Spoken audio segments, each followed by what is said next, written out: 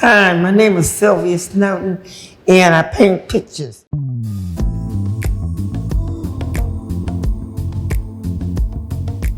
I remember the first time I really painted was my mother brought me watercolors, and I did watercoloring. I can remember that under the trees doing watercolors, and I've been painting since then. And my parents really encouraged me to, but my father did ask me in the 11th grade, well, what do you want to do for the rest of your life?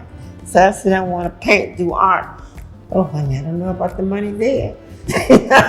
And he was right. I am an oil painter. I'm not an acrylic painter. I am an oil painter. But the thing about it is that my children could not stand the odor of turpentine. So I had to learn how to paint with acrylic.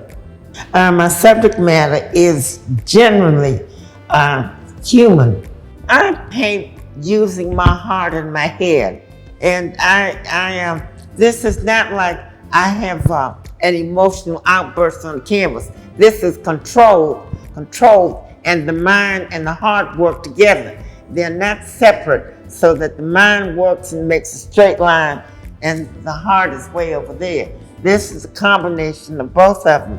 One period of time, we think. Then the next period of time, we feel.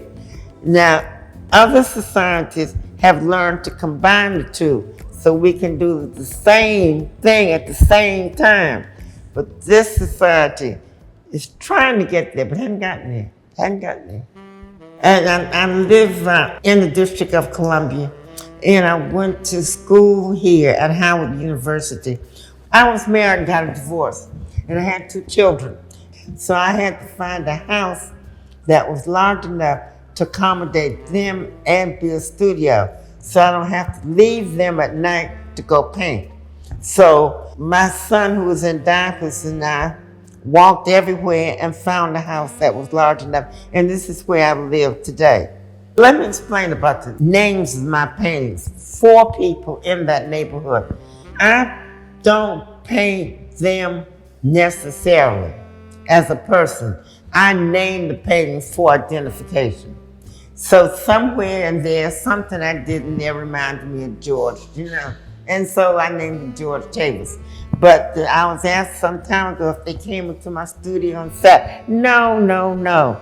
And I'll tell you, the trucks used to come by to pick up my paintings. And on the backs of the paintings, I had names of them. And so when the paintings and the trucks came by, people were all outside and they saw the names. There I am. And I wish I'd had a camera to record that. I try to show about the human being and conditions that we all go through. Now, this particular person named George Chavis, you can see there is a struggle. There's a struggle for getting up. We all get down all of the time. And most of us get up. Not all of us, but most of us get up. And it's a struggle. Life is a struggle. And it's not like put a bowl of cherries and all that foolishness that I was taught when I was a kid. That was a long time ago. Life is a bowl of cherries. Life is not a bowl of cherries. There was a relationship with Duncan Phillips and James A. Porter. And so we were welcomed here and enjoyed being here. This was in the 60s.